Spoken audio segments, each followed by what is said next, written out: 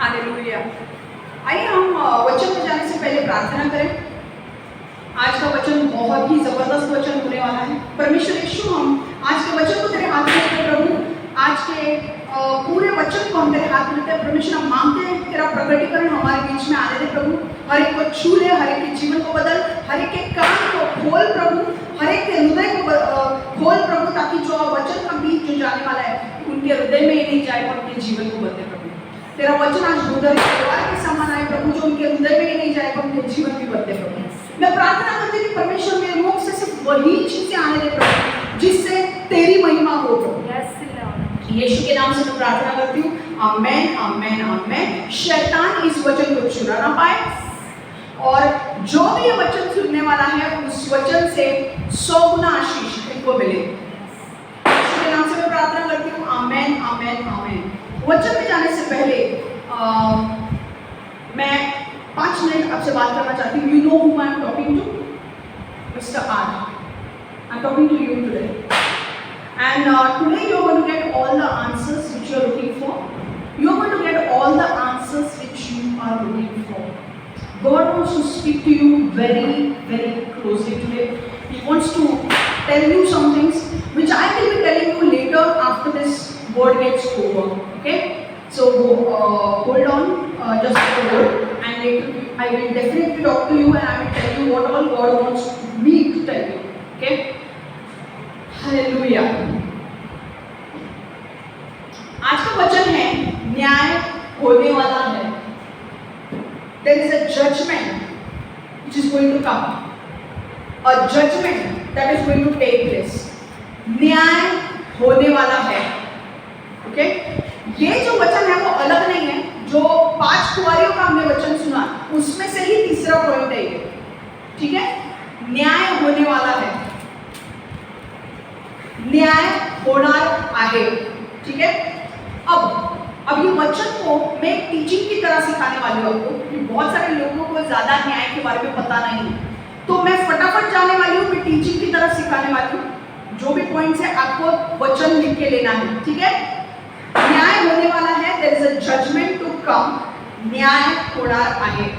बहुत सारे लोग मानते हैं कि मृत्यु के बाद न्याय नहीं होगा। बहुत सारे लोग मानते हैं और उनको लगता है कि यार मृत्यु के बाद क्या है, एक बार मर गए तो हो गया, मरने के बाद कुछ नहीं है, मरने के बाद कुछ नहीं होगा, मरने के बाद हम क्या पता हम कहाँ जाते हैं।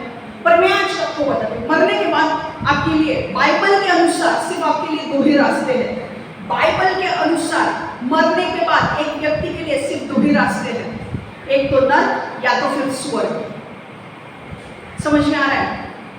और नरक और स्वर्ग, बहुत सारे लोगों को लगता है कि अरे यार नरक और स्वर्ग क्या है, कोई रियलिटी है क्या, सच्चाई है क्या, किसने देखा है क्या? भाई नरक और स्वर्ग के बारे में बाइबल में कई सारे वचन बताए गए हैं और नरक और स्वर्ग सच्चाइयां है। आप मानो या ना मानो, बाइबल उसे कहती है और बाइबल इसमें स्पष्ट रूप से कहती है कि नरक और स्वर्ग है। तो नरक और स्वर्ग है। समझ में आ रहा है? अब 2 चीजें क्लियर है कि न्याय होने वाला है, नरक और स्वर्ग भी है, वास्तव में है। ठीक है? अब 3 प्रकार के न्याय होने वाले हैं। 3 प्रकार के न्याय। पहला विश्वासियों का न्याय, believers judgement of the believers, विश्वासियों का न्याय। दूसरा अविश्वासियों का न्याय, जजमेंट ऑफ अनबिलीवर्स। पहला विश्वासियों का न्याय, believers, judgement of the believers. दूसरा अविश्वासियों का न्याय, जजमेंट ऑफ अनबिलीवर्स। तीसरा पृथ्वी पर होने वाला न्याय। अब ये जो है पृथ्वी पर होने वाला न्याय, ये जो जजमेंट है, judgment that is going to come on earth, it is for believers as well as for unbelievers. वो विश्वासियों के लिए भी है और अविश्वासी के लिए भी है। ठीक है? समझ में आ रहा है? अब ध्यान से सुनो। ये आपने कभी जिंदगी में देखा नहीं होगा, पता नहीं होगा कि भाई न्याय कैसे होने वाले हैं, पर ये न्याय होने वाले हैं। ठीक है? पहला जो न्याय हम देखने वाले हैं वो न्याय हम देखने वाले हैं पृथ्वी पर होने के बारे में, पृथ्वी पर होने वाले न्याय के बारे में हम सीखने वाले। The judgement that is going to takes place on earth, judgement that takes place on earth, and unbelievers and believers are involved, दोनों इन्वॉल्व होते हैं। ठीक है, आगे अभी पहला पॉइंट हम देखेंगे पृथ्वी पर होने वाले न्याय के। सब लोग तैयार है? सब लोग लिखना बंद करो, मैं वापस लिखूंगी। सब लोग तैयार है? इधर देखो। पृथ्वी पर होने वाला न्याय, पृथ्वी पर होने वाले न्याय में विश्वासी भी शामिल है, अविश्वासी लोग भी शामिल है। अब होता क्या है पृथ्वी पर होने वाले न्याय में? देखो, परमेश्वर, सब लोग इधर देखो वरना मैं पूरा निकल लो स्क्रीन से, मैं बोलूंगी। उसमें होता क्या है, पृथ्वी पर होने वाला न्याय में परमेश्वर पृथ्वी पर राज करता है। परमेश्वर स्वर्ग में है पर वो पृथ्वी के ऊपर शासन करता है। हालेलुया। परमेश्वर का वचन कहता है उत्पत्ति में, पृथ्वी मेरी है और जो चीजें पृथ्वी में है वो सारी मेरी है। तो लोग भी जाहिर सी बात है परमेश्वर के हैं, है कि नहीं?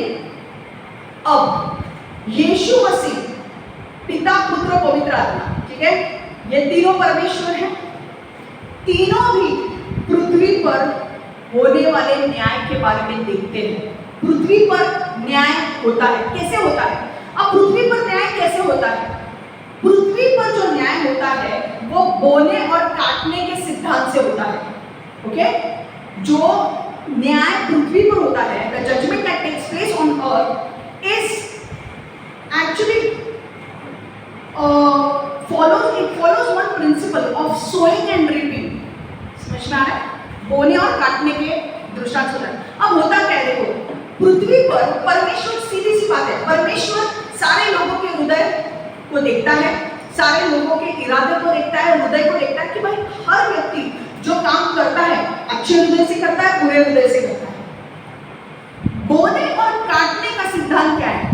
जो तुम अच्छा बोगे तुम अच्छा काटोगे, बुरा बोगे बुरा काटोगे। आम अगर आपको चाहिए तो आम का बीज आपको बोना पड़ेगा, तब आपको आम मिलेगा। अगर आप एप्पल का बीज बोएंगे तो आम नहीं मिलेगा। आप बुराई बोएंगे तो अच्छाई आपको नहीं मिलेगी।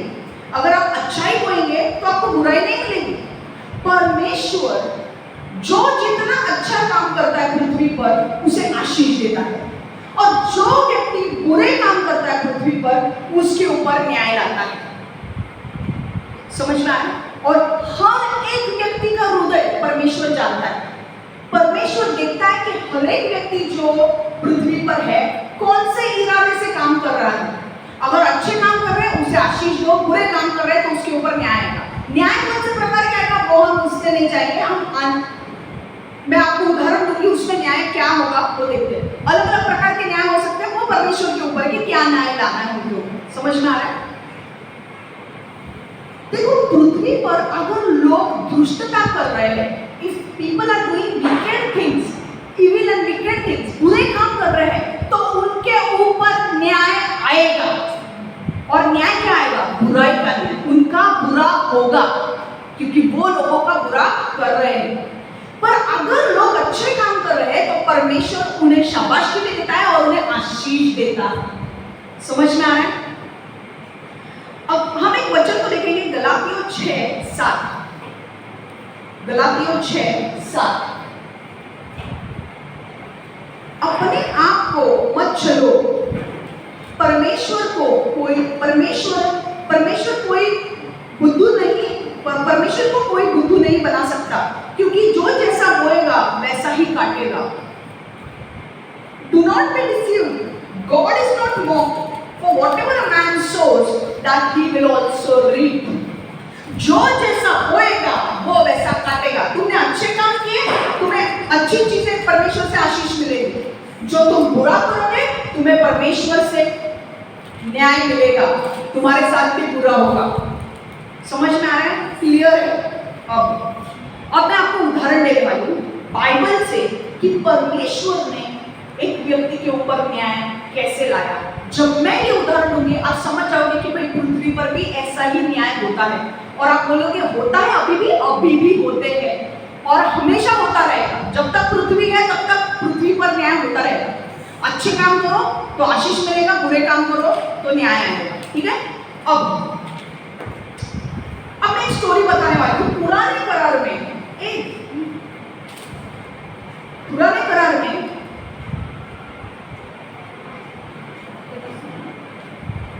करार में दाऊद जो व्यक्ति था वो राजा था। ओके, और दाऊद अपने सब लोग दाऊद के साथ लड़ाई करने के लिए, दाऊद के जो दास थे, दाऊद के जो नीचे काम करने वाले थे, वो सब लड़ाई करने के लिए गए। अब हुआ ऐसा कि वो लोग लड़ाई करने के लिए गए और दाऊद अकेला था।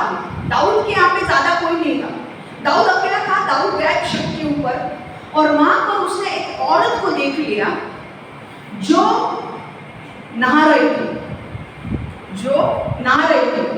और उसे जब दाऊद ने देखा तो दाऊद के अंदर वासना आ गई।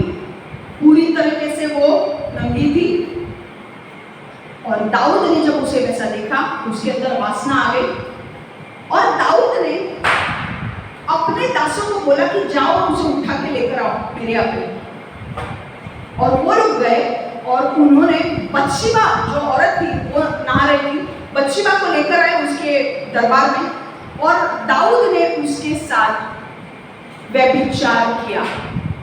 दाऊद ने उसके साथ शारीरिक संबंध बनाए। अब शारीरिक संबंध बनाने के बाद ऐसा हुआ कि बत्शेबा अपने घर चली गई, दाऊद अपने यहाँ पे था। दाऊद को क्या प्रॉब्लम हो रहा था, क्यों उसका मन बत्शेबा के उधर देख रहा था? प्रॉब्लम ऑफ लस्ट, वासना। समझ में आ रहा है? वो उसकी लड़ाई हो रही थी और उस लड़ाई में दाऊद हार गया। शैतान ने क्या लाया? वासना लाई दाऊद को विचलित करने के लिए। परमेश्वर, देखो शैतान जानता था दाऊद को ऐसा कोई हरा नहीं सकता, सिर्फ एक उसका वीक पॉइंट है, उसके अंदर लस्ट, स्पिरिट ऑफ लस्ट है। वो बार बार चाहता है कि मुझे किसी के साथ शारीरिक संबंध बनाने हैं। इतने बीवियां होने के बाद भी वो और लोगों को रखता है अपने साथ। क्यों? क्योंकि उसके अंदर वासना का स्पिरिट था। ओके, और वो क्या करता था? शैतान को पता था कि बाकी के इसमें सब इसमें दाऊद परमेश्वर का सुनता है, पर दाऊद को अगर परमेश्वर के सामने अगर गिराना है इसको वासना दो। शैतान ने वही चीज लाई उसके सामने, दाऊद गिर गया। दाऊद ने वासना की वजह से बत्शेबा के साथ शारीरिक संबंध बनाए, बत्शेबा हो गई प्रेग्नेंट। वो गई अपने घर पे हो गई प्रेग्नेंट। दाऊद को उसने तुरंत मैसेज भेजा कि भाई तेरे साथ मैंने शारीरिक संबंध बनाए, मैं हो गई हूँ प्रेग्नेंट, अब क्या करें? अब दाऊद डर गया। दाऊद ने बोला भाई अगर सब लोगों को पता चला तो मेरे बारे में लोग क्या सोचेंगे? अब दाऊद ने क्या बोला? मैं एक आइडिया करता हूँ। मैं क्या करता हूँ, बत्शेबा का जो पति है उसका नाम था उरिया। वो कहाँ गया था? लड़ाई लड़ने गया था। ठीक है, दाऊद के यहाँ से लड़ाई लड़ने गया था। उसको दाऊद ने बुलाया, इधर उसको बुला के लेकर आया और उरिया को खाना पीना खिलाया और उसको बोला कि जा और तेरे घर पे जाके सो जा, यहाँ पे रहने की जरूरत है, घर पे जाके सो जा। तो उसे बुरा लग गया कि भाई सब मेरे भाई उधर लड़ाई लड़ रहे हैं और मैं अकेला यहाँ पे खा पी रहा हूँ और घर पे जाके आराम कर रहा हूँ। और घर पे जाके आराम करने का मतलब दाऊद का ये था कि तू अपने बीवी के साथ शारीरिक संबंध बना। और उरिया ऐसा था कि भाई उरिया बहुत निष्ठावान व्यक्ति था, एक ऑनेस्ट था, इंटीग्रिटी थी उसमें, लॉयल था कि भाई मेरे भाई वहां पे लड़ रहे हैं, मैं इधर क्या करूं मेरे वाइफ के साथ? सब लोग उधर अपनी जान जोखिम में डाल के लड़ रहे हैं, मैं अपने वाइफ के साथ नहीं रहूंगा, मैं इधर चौखट में ही दाऊद के यहाँ पे सो जाऊंगा। इसकी वजह से क्या हुआ? जो दाऊद का प्लान था वो फेल हो गया। अब दाऊद ने बोला भाई करना क्या है अभी, वरना अगर इसके शारीरिक संबंध इसके साथ बन गए होते उरिया के बत्शेबा के साथ तो बोल सकता था कि भाई वो उसका ही बच्चा है, पर ऐसा हुआ नहीं। अब दाऊद डर गया। दाऊद ने बोला अब मैं और एक प्लान करता हूँ। देखो शैतान कैसे आइडिया देता है। देखो एक प्लान फेल हो गया, मैं दूसरी आइडिया देता हूँ कैसे गलत कामों में लोगों को लेकर जाना है और कैसे गलत काम लोगों से करवाने हैं। पता है आपको दाऊद ने क्या किया?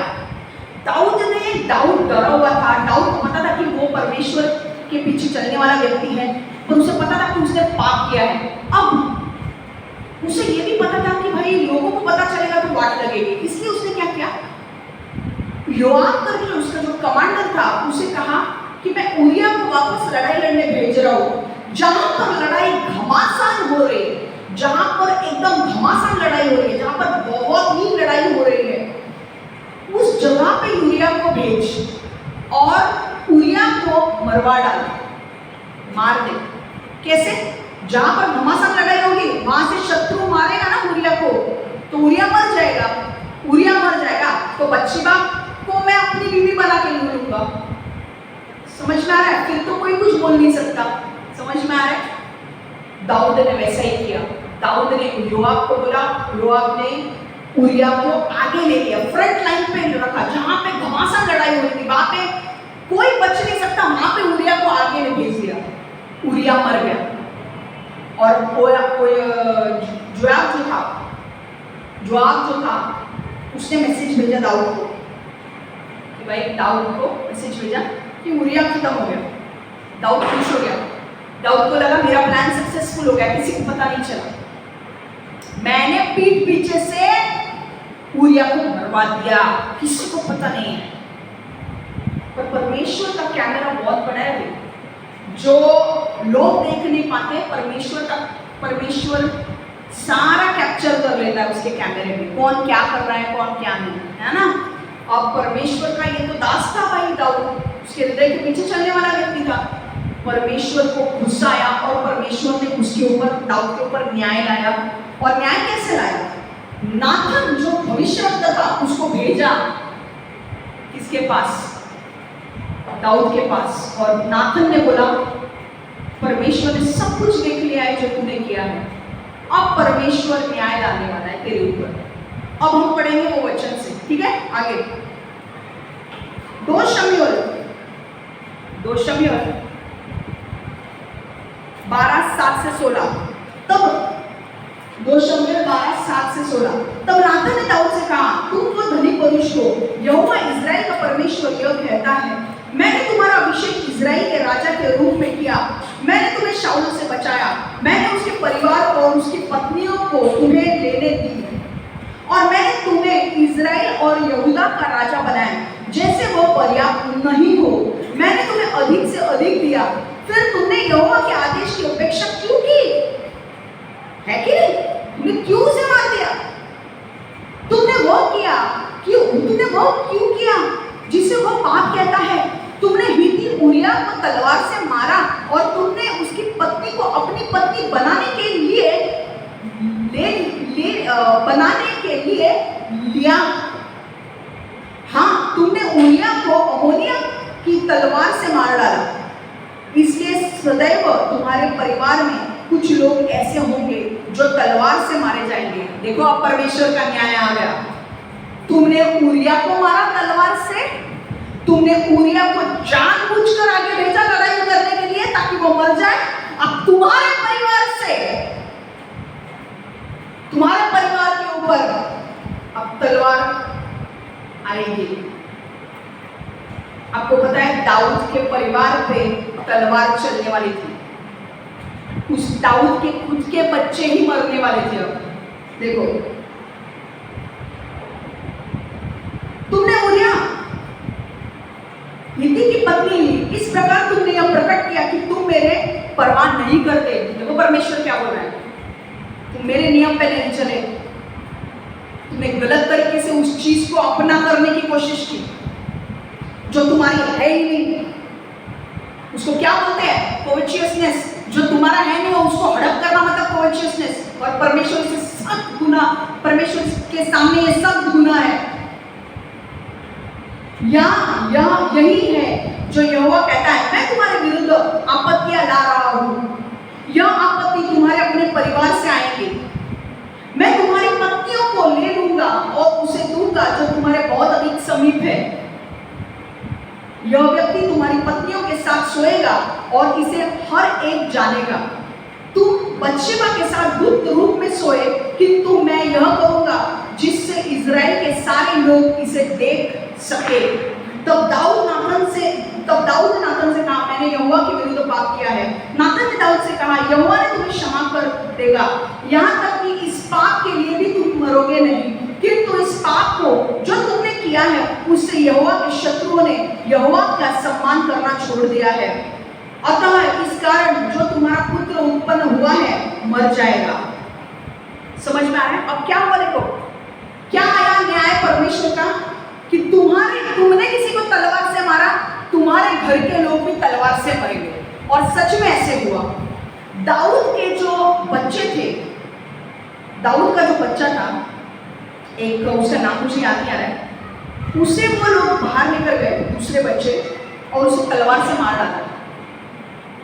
दाऊद के बहुत सारे बच्चे थे और एक बच्चे ने दाऊद के दूसरे उसके बहन के साथ बलात्कार किया और उसके वो जिस औरत का बलात्कार किया उसके भाई ने, वो क्योंकि उसके बहुत सारे बीवियां थी तो बहुत सारे बच्चे थे, तो उसके भाई ने बोला कि अब मैं इसको सजा दूंगा। उसने कैसे क्या पता, उस आदमी को बाहर लेकर आया, उसको तलवार से मार दिया। बोला ना भविष्यवाणी आई, न्याय कैसे हुआ, तूने तलवार से मारा, मैं भी तलवार से तेरे परिवार को मारूंगा। इसके दूसरे बेटे ने इसके तीसरे बेटे को मार दिया। समझ में आया? समझ में आ रहा है क्या? दाऊद की जो पत्नी थी, दाऊद ने बच्चिमा के साथ गलत व्यवहार किया और छुप छुप के किया। परमेश्वर ने बोला अब तेरे पत्नी के साथ वही गलत व्यवहार होगा और वो सबके सामने में करूंगा। पता है उसने क्या किया? पर दाऊद का जो लड़का था अब्शलोम, उसे इथोपियल करके एक आदमी ने बहुत बड़ी सलाह दी। उसने बोला तू छत डाल, तेरे इसमें छत ऊपर डाल, उसमें तेरे पिता की जो पत्नी है, मतलब तेरी जो माँ है, कजिन, उसे ले और उसके साथ सो जा। तो दाऊद के बेटे ने दाऊद के पत्नी के साथ शारीरिक संबंध सबके सामने बनाया। क्या आया? न्याय। तीसरी चीज, बच्चिमा को जो बच्चा होने वाला था, परमेश्वर ने उस बच्चे को मार दिया। समझ में आ रहा है कैसे होता है न्याय?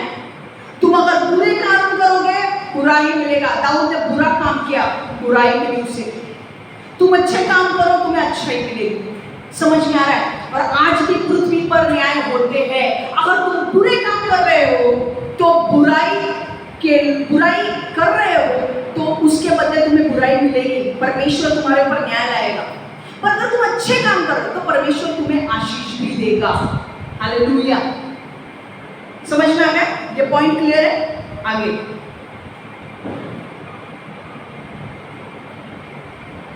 दूसरा हम देखेंगे विश्वासियों का न्याय, जजमेंट ऑफ द बिलीवर्स। अब जजमेंट ऑफ द बिलीवर्स कैसे होता है? जजमेंट ऑफ द बिलीवर्स कैसे होता है? विश्वासियों का न्याय कैसे होता है? 2 मिनट दो मुझे।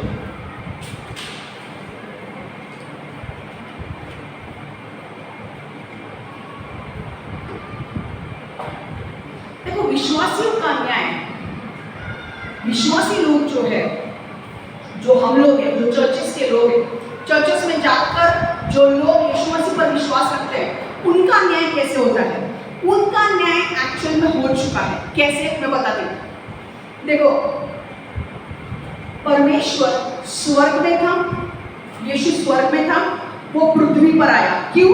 ताकि सारे मनुष्य जाति के पापों का दंड वो अपने ऊपर ले सके। सारी मनुष्य जाति पापी है, कोई भी पाप से छूटा नहीं है, सारे लोग पापी हैं।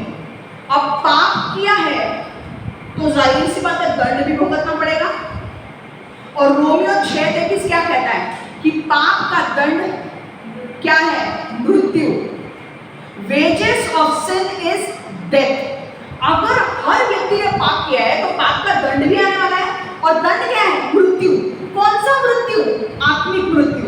मतलब हमारे शरीर 3 रूप से बना है, मेरा बॉडी, स्पिरिट, मेरे अंदर का स्पिरिट, एंड सोल। सोल मतलब मेरा माइंड, मेरा मन, मेरी आत्मा और मेरा शरीर। जब मैं मर जाऊंगी, एक व्यक्ति जब मर जाता है तो उसका आत्मा बाहर निकलता है, उसका शरीर मर जाता है, पर उसका आत्मा, अगर वो व्यक्ति, सब मोबाइल बंद, सब बंद, ये इतना इंपॉर्टेंट टॉपिक है, मैंने पहले भी बोला था।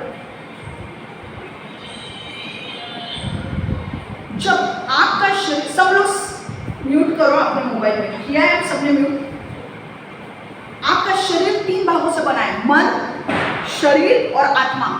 जब आप मर जाते हो आपका शरीर मर जाएगा पर आपका आत्मा बाहर आएगा। आत्मा के पास जाने के लिए 2 ही विकल्प है, एक तो स्वर्ग या तो फिर नरक। अगर वो व्यक्ति के पाप क्षमा हो गए हैं तो वो स्वर्ग जाएगा, अगर वो व्यक्ति के पाप क्षमा नहीं हुए हैं तो वो नरक जाएगा। अब परमेश्वर यीशु जो स्वर्ग में था वो पृथ्वी पर आया, किसके लिए? मनुष्य जाति के पापों का दंड का भुगतान करने के लिए। मनुष्य जाति, परमेश्वर ने देखा, पिता ने देखा कि भाई पापी आदम और हवा ने जो पाप किया है उसके बाद सारी मनुष्य जाति पापी बन गई है और कोई भी मनुष्य अपने आप को बचा नहीं सकता, सारे जन पापी हो गए हैं। अगर वो इस अवस्था में मरेंगे तो वो नरक जाएंगे। इसलिए उन्होंने कहा कि भाई नहीं, मैं नहीं चाहता कि मेरा हर एक आदमी, हर एक जो बच्चा जो मैंने जिसको जन्म दिया है वो नरक में जाए। इसलिए मैं अपने पुत्र को भेजूंगा, प्रभु यीशु को भेजूंगा पृथ्वी पर और वो सारे मनुष्य जाति के पापों के दंड के लिए मरेगा और उनके पापों का दंड वो अपने ऊपर ले लेगा। और प्रभु यीशु पृथ्वी पर आए, वो क्रूस पर गए और सारे मनुष्य जाति के पापों का दंड उन्होंने क्रूस पर अपने ऊपर ले लिया। वो मारे गए, गाड़े गए और तीसरे दिन जी उठे और फिर उन्हें स्वर्ग, वो उनका स्वर्ग लोहन हो गया, वो स्वर्ग में चले गए। पर उसके बाद उन्होंने क्या बोला है? देखो यूहन्ना 3:16, ये सारा काम जब उन्होंने मनुष्य जाति के पापों का दंड अपने ऊपर ले लिया, उन्होंने वचन क्या बोला है? देखो यूहन्ना 3:16, यूहन्ना 3:16, पुष्कर, यूहन्ना 3:16, जॉन 3:16, परमेश्वर को जगत से इतना प्रेम था कि उसने अपने एकमात्र पुत्र को दे दिया ताकि हर वो आदमी जो उसमें विश्वास रखता है नष्ट ना हो जाए बल्कि उसे अनंत जीवन मिल जाए। इसका मतलब क्या है? परमेश्वर पिता ने देखा सब मनुष्य पापी है, अब मनुष्य अपने आप को बचा नहीं सकता, इसलिए मैं अपने पुत्र को भेज रहा हूं यीशु को, जो मनुष्य जाति के पापों का दंड अपने ऊपर ले लेगा और सबको फ्री करेगा। पापों के दंड का भुगतान कौन करेगा? यीशु करेगा और बाकी सब फ्री हो जाएंगे। अब परमेश्वर बोल रहा है कि जो भी, परमेश्वर को जगत से इतना प्रेम था कि उसने अपने एकमात्र पुत्र को दे दिया ताकि जो हर वो आदमी जो उसमें विश्वास रखता है, किसमें? यीशु मसीह में विश्वास रखता है, नष्ट ना हो जाए। नष्ट क्या होगा? नरक में जाकर, पर अनंत काल का जीवन मिले। अनंत काल का जीवन कहाँ मिलेगा? स्वर्ग में। तो जो लोगों ने यीशु मसीह पर विश्वास करेंगे उनके पापों का दंड उनके ऊपर नहीं रहेगा, उनको पापों की क्षमा मिल जाएगी और उनका नाम कहाँ पे लिखा जाएगा? जीवन की पुस्तक में। जो स्वर्ग में वो पुस्तक है, जीवन की पुस्तक, उसमें उनका नाम लिखा जाएगा। जब कोई आदमी यीशु में जो व्यक्ति होता है, जब वो व्यक्ति जो, अगर चर्चेस में लोग जाते हैं और जो व्यक्ति सच्चे मन से यीशु पर विश्वास करता है उसके पाप क्षमा हो गए हैं, उसके दंड क्षमा हो चुके हैं। क्यों? क्योंकि उसके दंड ऑलरेडी परमेश्वर ने ले लिए हैं और उसके पाप क्षमा हो चुके हैं। अब उसका नाम स्वर्ग की पुस्तक में लिखा जाता है। जब वो मर जाता है वो व्यक्ति, तो उसका जब आत्मा बाहर आता है, उसका आत्मा स्वर्ग जाता है। स्वर्ग में स्वर्गदूत देखते हैं कि उसका नाम जीवन की पुस्तक में है कि नहीं, लिस्ट में चेक होता है भाई नाम है कि नहीं। अगर है तो स्वर्ग में एंट्री मिलती है, अगर नहीं है नाम तो नरक में जाना पड़ता है उसे, और ये रियलिटी है। समझ में आ रहा है?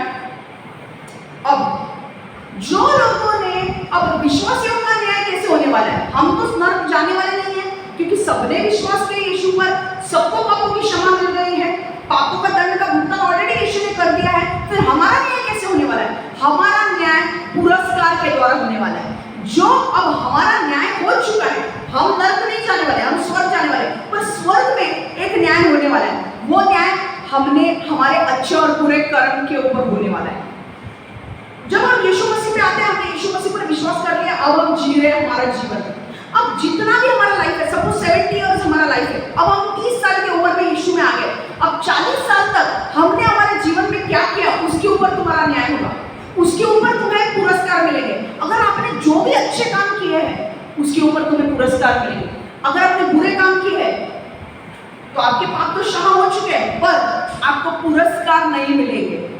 तो आपके लिए आपके कर्मों, आपने क्या क्या कर्म किए वो देखे जाएंगे और उसके हिसाब से आपको पुरस्कार दिए जाएंगे।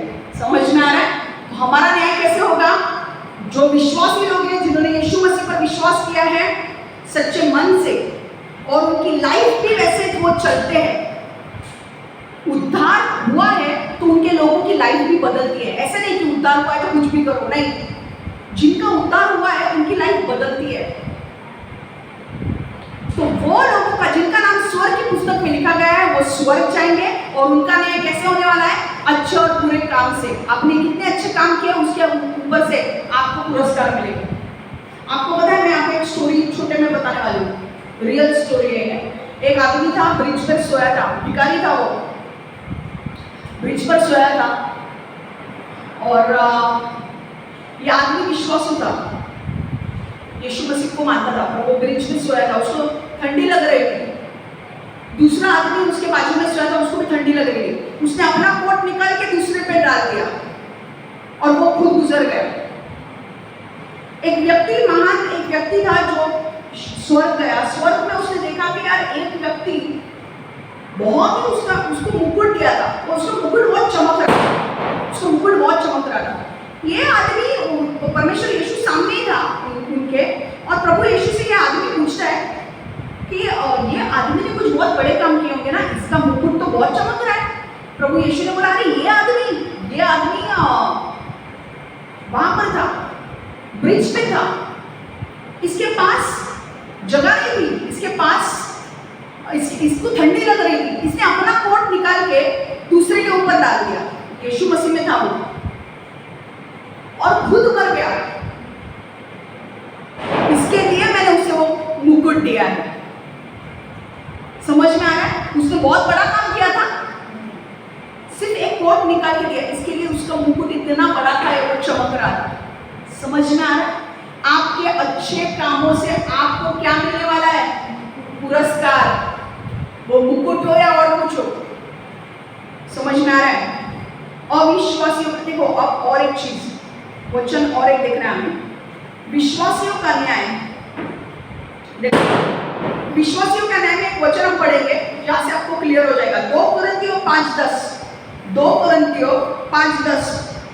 For we must all appear before the judgment seat of Christ, that each one may receive the things done in the body according to what he has done, whether good or bad. 2 कोरिन्थियों 5:10, हम सबको अपने शरीर में स्थित रहकर भला या बुरा जो कुछ किया है उसका फल पाने के लिए मसीह के न्याय आसन के सामने अवश्य उपस्थित होना होगा। समझ में आ रहा है? तो यीशु के सामने हम खड़े रहने वाले हैं, और हमने अच्छे काम क्या किए, बुरे काम क्या किए, सब लिस्ट खुलने वाली है भाई, सब लिस्ट खुलेगी, और उसके हिसाब से हमको क्या मिलेगा? पुरस्कार, है ना? नरक जाएंगे क्या? जो लोग यीशु मसीह के नाम पर विश्वास करते हैं और सच्चाई से यीशु मसीह के पीछे चलते हैं, जिनका नाम स्वर्ग की पुस्तक में लिखा गया है, वो स्वर्ग जाएंगे या नरक? कहाँ जाएंगे? गुड। नरक नहीं ना? पक्का ना? क्यों? क्योंकि जिन लोगों ने यीशु मसीह के ऊपर विश्वास किया है उनके पापों का दंड का भुगतान हो चुका है, उनके पाप क्षमा हो चुके हैं। समझ में आ रहा है? उनका नाम स्वर्ग की पुस्तक में लिखा जाता है, और वो कहां जाएंगे? स्वर्ग।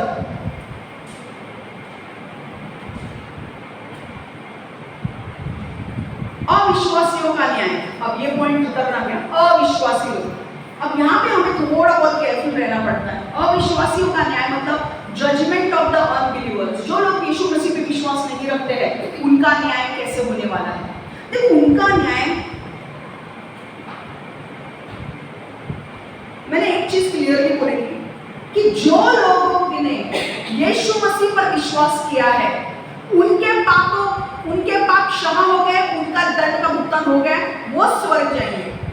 पर जो लोगों ने यीशु मसीह पर विश्वास नहीं रखा है, उनके पापों का दंड का भुगतान नहीं हुआ है, उनके पाप अभी भी उनके ऊपर है। तो जब वो लोग मर जाते हैं, उनका नाम स्वर्ग की पुस्तक में नहीं लिखा जाता, तो वो लोग कहाँ जाते हैं? वो लोग जाएंगे नरक। अब मैं अपनी मन की बात नहीं बोल रही हूँ, ये वचन है, जो मैं आपको पढ़ के दिखाने वाली हूँ। प्रकाशित वाक्य 20 11 से 15, संसार के लोगों का न्याय। फिर मैंने एक विशाल श्वेत सिंहासन की ओर उसे जो उस परमेश्वर का विराजमान था देखो, उसके सामने से धरती और आकाश भाग खड़े हुए, उनका पता तक नहीं चल पाया। फिर मैंने छोटे और बड़े मृतकों को देखा, वे सिंहासन के आगे खड़े थे। कुछ पुस्तकें खोली गई, फिर एक और पुस्तक खोली गई, यही जीवन की पुस्तक है। उन कर्मों के अनुसार जो पुस्तक में लिखे गए थे, मृतकों का न्याय किया गया। समझ में आ रहा है? क्योंकि मृतक लोगों के पास पापों का दंड का भुगतान हुआ ही नहीं है, तो उनको तो सजा मिलेगी। और सजा कैसे मिलेगी? जो उन्होंने काम किए हैं, गलत, बुरे, अच्छे,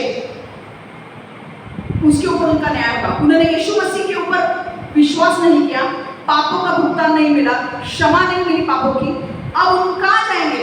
नरक। इसीलिए अपने मम्मी पापा भाई बहन को यीशु के बारे में बोलो, उनका उद्धार होना जरूरी है। 15 वचन हम पढ़ेंगे उसी वचन का। यदि किसी का नाम जीवन की पुस्तक में लिखा नहीं मिला तो उसे भी आग की झील में धकेल दिया जाएगा। पुस्तक वर्ष 15 वचन का तेज वचन खाली ना 15। यदि किसी का नाम जीवन की पुस्तक में लिखा नहीं मिला तो उसे भी आग की झील में धकेल दिया जाएगा। समझ में आ रहा है? अगर आपके परिवार के लोग नहीं हैं तो यीशु के बारे में बोलो, ठीक है? अब और एक वचन हम पढ़ेंगे, मत्ती 25:31 से 31 to 46। वो वचन, ये वचन यहाँ पर नहीं डाला है मैंने शायद से। मनुष्य को पुत्र जब अपनी स्वर्गीय महिमा में अपनी सभी दूतों समेत अपने शानदार सिंहासन पर बैठेगा तो सभी जातियां उसके सामने इकट्ठा की जाएगी और वो एक दूसरे से वैसे ही अलग करेगा जैसे एक गडरिया अपनी बकरी से भेड़ों को अलग करता है। वह भेड़ों को अपनी दाहिनी ओर रखेगा और बकरियों को बाईं ओर। मतलब क्या होगा? देखो, उसको बोलते हैं white throne judgement. White throne judgement क्या होने वाला है? व्हाइट थ्रोन जजमेंट मतलब वहां पर विश्वासी लोग भी आएंगे, अविश्वासी लोग भी खड़े होंगे, और यीशु यहाँ पे होगा। विश्वासी लोग हैं उसके दाहिने ओर रहेंगे, अविश्वासी लोग बाईं ओर रहेंगे। वो बकरियों को भेड़ों से अलग करेगा। तो जो लोग अविश्वासी है उनको बकरियां कहा गया है, और जो लोग विश्वासी है उनको भेड़ कहा गया है। और यहाँ पे क्या लिखा है देखो, फिर वह राजा जो उसके दाहिनी ओर है उनसे कहेगा, मेरे पिता से आशीष पाए लोगों आओ, और जो राज्य तुम्हारे लिए जगत की रचना से पहले तैयार किया गया है उसका अधिकार दो।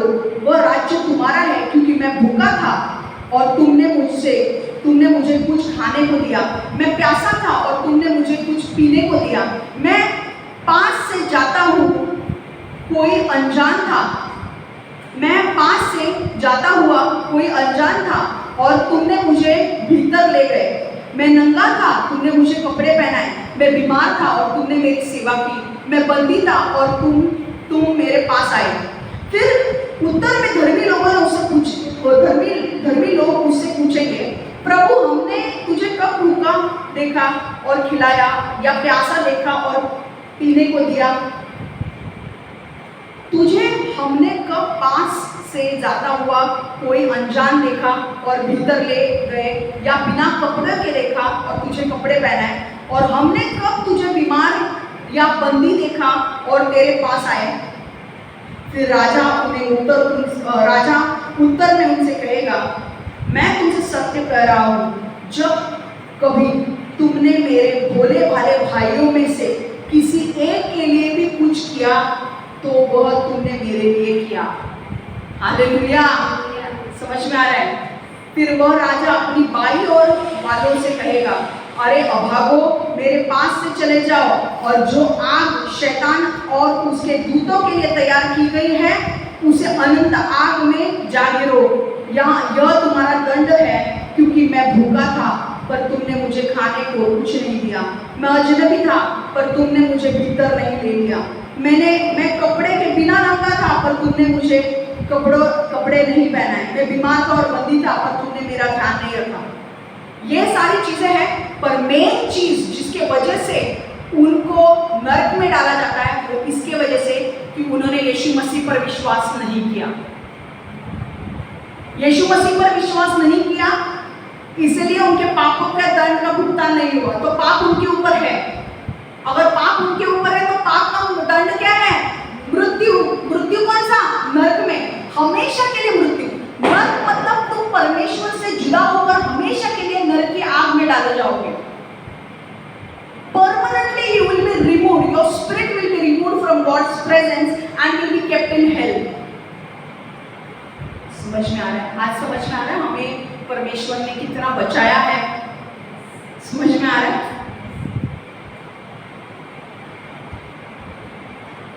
समझ में आ रहा है? यहां से हमें क्या समझना है? यहां से हमें क्या समझना है? यहां से हमें यह समझना है कि परमेश्वर का न्याय होने वाला है। परमेश्वर आने वाला है। आपका हर एक व्यक्ति का न्याय होने वाला है। तो हमें जीवन कैसे जीना है? परमेश्वर के भय में। दो प्रकार से हमें करना है। एक तो धरती पर अगर आपको न्याय नहीं चाहिए परमेश्वर का आपके ऊपर आने के लिए, आप नहीं चाहते कि परमेश्वर का क्रोध, परमेश्वर का न्याय धरती के ऊपर आपके ऊपर आए, धरती में आपके ऊपर आए, तो आपको भले काम करने हैं। लोगों के साथ बुरे काम मत कीजिए। लोगों के साथ अच्छा व्यवहार रखिए। लोगों के साथ बुरे काम मत कीजिए। समझ में आ रहा है? लोगों के साथ अच्छे काम कीजिए। जितने अच्छे काम करेंगे उतना अच्छा पुरस्कार आपको मिलेगा। विश्वासियों के लिए बड़े बड़े पुरस्कार ऊपर मिलेंगे। और अगर आपको पृथ्वी पर नहीं चाहिए न्याय तो आपको अच्छे काम करने हैं। अनबिलीवर्स के लिए भी, अविश्वासी लोगों के लिए भी अच्छे काम करने हैं आपको। क्या पता उनके अच्छे कामों की वजह से यीशु उन्हें मिल जाए। कॉर्नेलियस का क्या हुआ? कॉर्नेलियस सबको बांटता था, गिफ्ट्स बांटता था, मदद करता था लोगों को। एक दिन उसके गिफ्ट्स परमेश्वर के नजर में आ गए। वो इतने लोगों की मदद करता था, उसकी मदद परमेश्वर की नजर में आ गई। और परमेश्वर ने कहा कॉर्नेलियस का उद्धार होना चाहिए। 3 बजे अपने स्वर्गदूत को भेजा और बोला कॉर्नेलियस, जोपा में पतरस आ रहा है, पतरस को बुला के लेकर आओ। पतरस तुझे कुछ कहेगा, जब वो तुझे बोलेगा ये उसे ग्रहण करना, तुम्हारा उद्धार हो जाएगा। पतरस को बुला के लाना, पतरस तुम्हें समझाएगा। पतरस गया उसके घर में और पतरस ने सुसमाचार दिया, यीशु के बारे में बोला। और जब कॉर्नेलियस और पूरे परिवार ने यीशु के ऊपर विश्वास किया, पूरे का पूरा परिवार बच गया कॉर्नेलियस का। कैसे? उसके गिफ्ट्स की वजह से। वो लोगों को बांटता था, लोगों की मदद करता था, लोगों के अच्छा काम करता था। वो तुम्हारे अविश्वासी लोग जो है ना, जब वो भी अच्छा काम करेंगे ना, क्या पता कोई चर्च के व्यक्ति को परमेश्वर वहां पे भेजेगा, बोलेगा जा सुसमाचार दे, मैं नहीं चाहता ये व्यक्ति मरे। लोग क्या बोलते क्या नहीं उससे मुझे मतलब नहीं है, मैं बाइबल से सीखा रही हूं और ये सच है। समझना है? जो लोग विश्वासी लोग हैं, विश्वासी लोगों को हमें भय में चलना है, परमेश्वर के वचन पर चलना है, परमेश्वर के भय में चलना है और ये जानते हुए चलना है कि भाई भले हम नरक में नहीं जा रहे पर हमारा पुरस्कार परमेश्वर के हाथ में है। हम जितना अच्छा काम करेंगे उतना ज्यादा हमें पुरस्कार मिलेंगे। तो हमें क्या कैसे रहना है? परमेश्वर के भय में रहना है। ठीक है?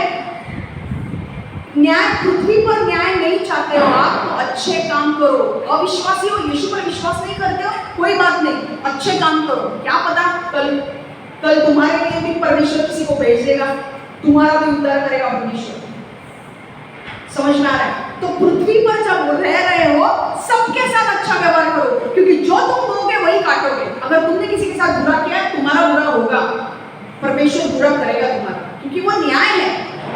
गलातियों 6:7 में परमेश्वर कहता है तुमने बोया है तुम वही काटोगे। समझ में आ रहा है? अविश्वासियों के लिए अब मैं ये बोलना चाहती हूँ कि अभी भी समय गया नहीं है। अगर ये वचन आप सुन रहे हो, अभी भी समय गया नहीं है। परमेश्वर यीशु आपसे प्रेम करता है। आज आप परमेश्वर से आपकी पापों की क्षमा पा सकते हो। आप अगर आज आप जब यीशु मसीह पर विश्वास करोगे, आपके पापों का दंड परमेश्वर ने ले लिया है, आपको पापों की क्षमा मिल जाएगी और आप स्वर्ग में जाएंगे। अगर आपको स्वर्ग जाना है, अगर आप बोल रहे हो नहीं मुझे भी स्वर्ग जाना है, तो आपको यीशु मसीह पर विश्वास रखना जरूरी है, क्योंकि वो उसने आपके पापों का दंड सह लिया है उस क्रूस पर, और उसने आपके लिए स्वर्ग जाने का रास्ता खोल दिया है। जो व्यक्ति यीशु के मसीह के नाम के ऊपर विश्वास रखेगा, उसके पाप क्षमा हो चुके हैं और उसका नाम स्वर्ग की पुस्तक में लिखा जाएगा और वो व्यक्ति स्वर्ग जाएगा। अगर आप चाहते हो आपको स्वर्ग जाना है तो मेरे पीछे ये प्रार्थना दोहराइए। परमेश्वर यीशु, मैं आज से मेरा जीवन तेरे हाथ में लेता हूँ। मेरे जीवन में आ, मेरे जीवन को बदल। मैं विश्वास करता हूँ यीशु मसीह तू मेरे पापों के लिए मारा गया, गाड़ा गया और तीसरे दिन जी उठा। मैं आज से यीशु मसीह तुझे उद्धारकर्ता के रूप में स्वीकार करता हूँ। तू मेरे जीवन में आ और मेरे जीवन को बदल, मेरे पापों की क्षमा कर और मेरा नाम जीवन की पुस्तक में लिख। यीशु के नाम से मैं प्रार्थना करता हूँ, आमेन, आमेन, आमेन, हालेलुया। अब मैं now I want to talk to you, Mr. R. I want to talk to you. It's a very urgent message. Today I want to talk to you. Okay? So Mr. R, today there are a lot of things that I'm going to speak to you, and you are going to get answer for each and everything. So first of all, I want to start with, last time I said that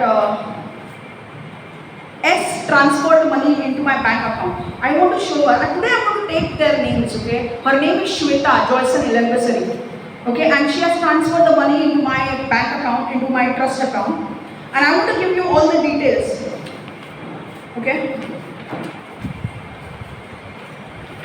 This is the Axis Bank statement, okay?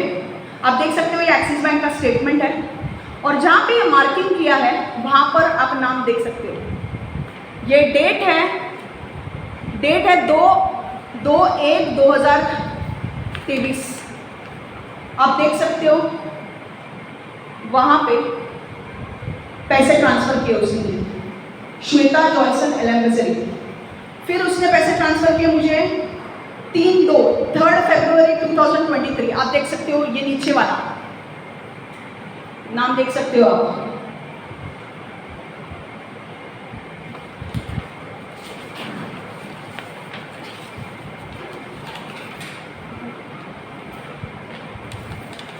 Third है 3/3/2023।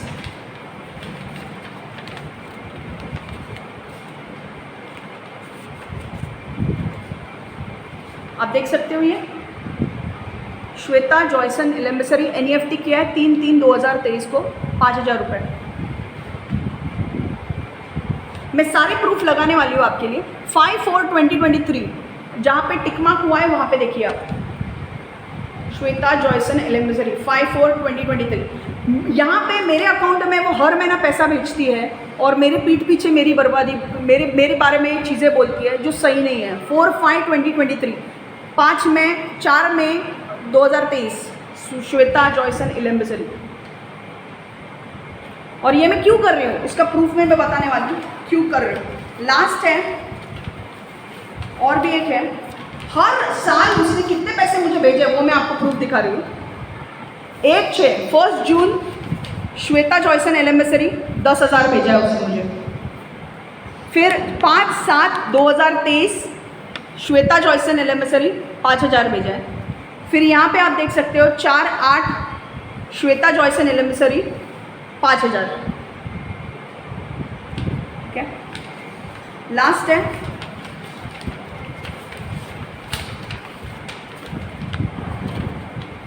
6/10/2023 6 अक्टूबर श्वेता जॉयसन एलेम्बेसरी 5000। अगर वो मेरे पीठ पीछे आपको इतना सब बोल रही है तो मेरे पास पैसा क्यों भेज रही है वो? मतलब वो हिपोक्रेट है। वो मेरे सामने एक है और तुम्हारे सामने एक है, उसके प्लान्स कुछ अलग है। अभी कुछ ज़्यादा दिन नहीं गए, 1 नवंबर 2023, 12 दिन पहले उसने मेरे पास पैसा भेजा। श्वेता जॉयसन एलेम्बेसरी 10,000 भेजा है। For what? क्यों भेजा? क्या ज़रूरत है? अगर मेरे बारे में इतना कुछ गलत कहना है तो ज़रूरी नहीं है ना ये सब करने की। डोंट बी हिपोक्रेट्स यार। तुम मेरे सामने एक करते हो, पीठ पीछे एक करते हो, ज़रूरी नहीं है। Don't send me the money, I don't want your money. परमेश्वर के दया से मेरे पास बहुत कुछ है, ठीक है?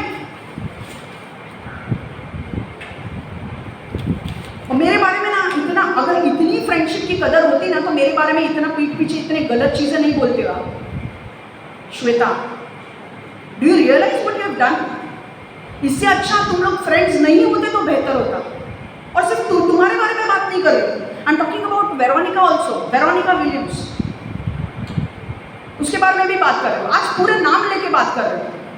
आज डिसाइड किया है भाई, आज परमेश्वर ने पूरी छूट दे दी है, एक्सपोज करो आज। ओके, तो वेरोनिका के बारे में मुझे 2-3 चीजें बोलनी है। क्या लोग बोल रहे थे वेरोनिका और श्वेता कि नाइजीरिया नहीं गई? I have not been to Nigeria. Do you know that I have given Shweta and Veronica anointing water. I've given them the anointing water and they have used it, and with that I gave them a letter as well, a letter which was written, in which I wrote, God bless you. Ask them, पूछो उनसे, क्या मैंने उनको anointing water नहीं दिया? Veronica के पास anointing water दिया, श्वेता को भी anointing water दिया, और फिर भी वो लोग बोल रहे मैं नाइजीरिया नहीं गई। क्या बात है! उल्लू बनाने के लिए सिर्फ हम लोग ही मिलेंगे तुम लोग को। Mister R, be wise, be wise. आपको पता है श्वेता ने तो मुझे दूसरी बार प्लीड किया था कि मुझे और एक अनॉइंटिंग वाटर बॉटल दे, और एक बॉटल दे, और एक बॉटल दे। उसको 2 बार मैंने अनॉइंटिंग वाटर बॉटल दिया है, अनॉइंटिंग वाटर का बॉटल दिया है। I have given her twice anointing water to Veronica, and she is telling you that I have not been to Nigeria. किसको झूठ बोल रहे हो यार? तुम झूठ बोल के करने के वाले हो? किसको बता रहे हो तुम झूठ? Today God wants to expose you.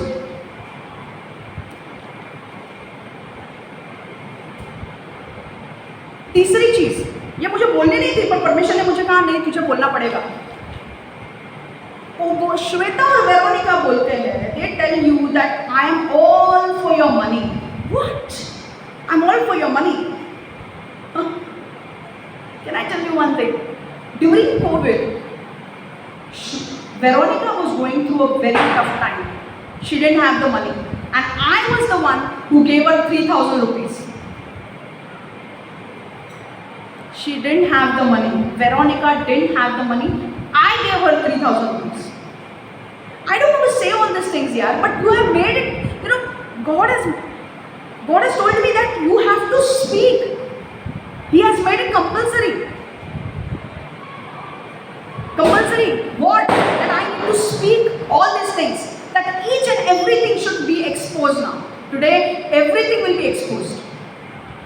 अरे जिनको तुम लोग बोल रहे हो ना पैसों के लिए, भाई हमने तुमको मदद की है।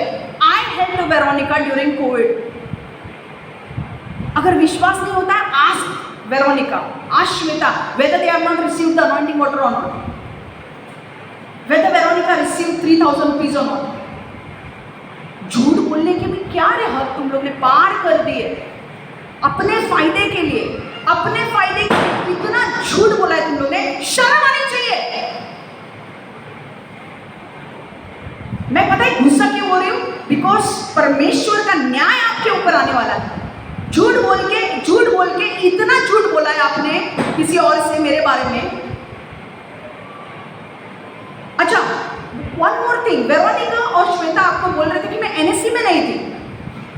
I have already given you the proof that I was in NSC. I was working in NSC IT and I was working in NSC. Okay, BKC में जो एनएससी है, मैं वहाँ पे काम करती थी। 1.5 साल हम लोग वहाँ पे थे और फिर हम लोग विद्याविहार शिफ्ट हुए। और उस 1.5 साल में मुझे याद है वेरोनिका उस टाइम पर एनएससीआईएल जो मेन होल्डिंग कंपनी है जिसके अंडर एनएससीआईटी के लोग काम करते हैं, मैं एनएससीआईटी में थी, वहाँ पे मैं काम करती थी। एनएससीआईएल के जो बंदे होते थे उनको जब ऑफिस के काम से बाहर जाना पड़ता था तो उनका एक एडमिन था, उसका नाम था जमाल, और वेरोनिका जमाल से मिलने के लिए थ्रू कॉक्स एंड किंग्स आई थी और उसने मुझे बोला था कि मैं एनएससी में आई थी एनएससी में। तब मैं उसे मिल नहीं पाई, but she had come to NSC to meet Jamal who was the admin at that time and he used to arrange trips for professionals. Veronica बोल रही है मैं एनएससी में नहीं थी, झूठी, शर्म आनी चाहिए यार तुम लोग को। यीशु बोलते हो मैं यीशु के पीछे चलती, यीशु के पीछे चलते, क्या यीशु के पीछे चलते हो? यीशु बोलता है झूठ बोलने के लिए।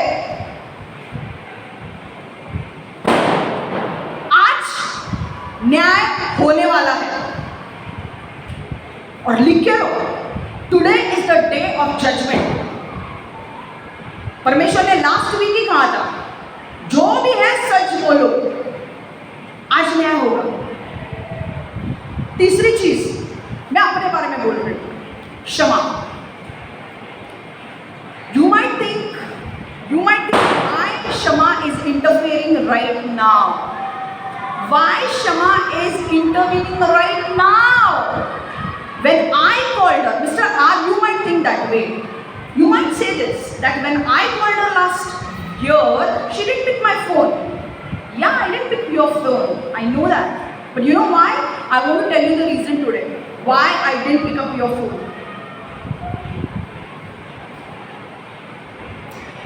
When you called me, God told me not to pick up your phone. You know why?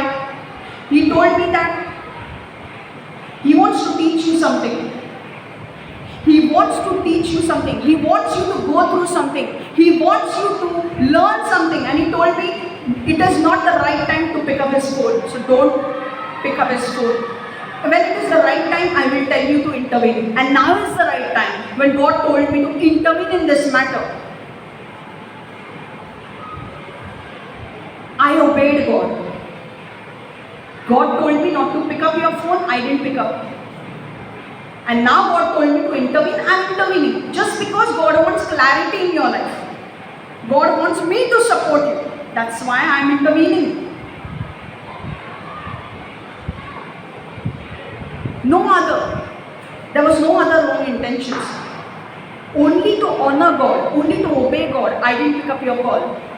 Because God wanted to teach you. God wanted to expose some people to you. God wanted to teach you the discernment.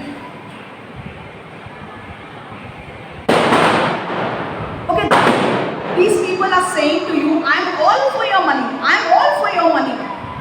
If I'm all for your money, I would have picked up your call last year. If I would have been for your money, if I am all for your money, I just want your money, I would have picked up your call last year. Don't you think so? I wouldn't have waited so much, I wouldn't have waited for 1 year. I would have picked up your call last year. But I didn't. Because God told me not to pick up your call. Just because God wanted to teach you some things. And now God told me to intervene and to bring clarity in your life. And to help you, to support you for the things to come. So that you might take a right decision. And now, what I want to speak is big. Now what I want to speak is God warning you all. God is warning you. Warning for what? I'm telling you. Your relationship with Veronica is not from God. Your relationship with Veronica is not from God. God wants to warn you that if you go ahead and marry Veronica, your life will be ruined and destroyed because she is not from God.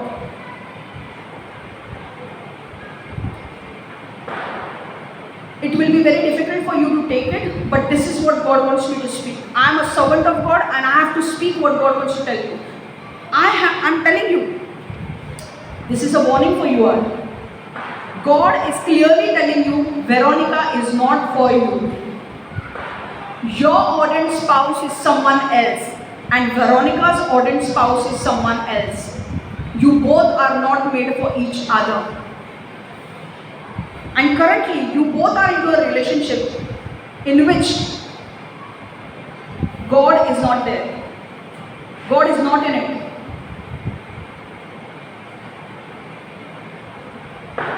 Satan is using both these girls, Shweta and Veronica, to destroy your purpose and to detour you from your purpose. Satan is using these two girls to deceive you, to manipulate you, and to detour you from your purpose. Your ordained spouse is someone else. It's not Veronica. And Veronica's ordained spouse is not you, is somebody else. You both are not working according to the purpose. And God is not liking it. God is giving you hints after hints that these girls are manipulative, but you are not taking it seriously. Why do you think God was hinting you each and every time God was finding fault with them? Because God was hinting you that these two girls are manipulative and deceiving you. Veronica is not your ordained spouse. Your ordained spouse is someone else. You might ask me, who is my ordained spouse? You need to pray. God will tell you who your ordained spouse is. You need to pray. You need to pray. Ultimately, I want to tell you, Mr. R, God loves you very much. God loves you very much. You have a very big purpose to fulfill with your God-ordained spouse. You have a very big purpose to fulfill with your God-ordained spouse. When you will get married to your God-ordained spouse, you both will save many lives. Many people will be saved through you and your spouse. You will have impact on this world, a very big impact on this world. If you get married to your God-ordained spouse, you will be blessed in each and every area of your life. Each and every area of your life will be blessed, left, right, and center. And God is going to use you mightily, and He is going to use your God-ordained spouse as well. Veronica is not your God-ordained spouse. Now, it depends upon you now. God has already warned you. If you go ahead and marry Veronica, this marriage will not last long. You will end up divorcing her, and your life will be ruined. Your purpose will be destroyed completely. So take a right decision. Now it's up to you, Mr. R. You will know what you have to do. Do you want to go with God or you want to disobey God? It's up to you. But as a pastor, I would definitely urge you to obey God and do what He wants you to do. Wait for your God-ordained spouse. Pray, pray, pray. And God will let you know who your God-ordained spouse is. And you will be blessed, blessed and blessed. I'm telling you. In every area of your life. So now the ball is in your court. Take a right decision. It was my job to tell you the truth. I have told you each and everything, and I hope every doubt of yours is cleared. God bless you, and I will keep praying that you take a right decision. Okay? God bless you. Take care.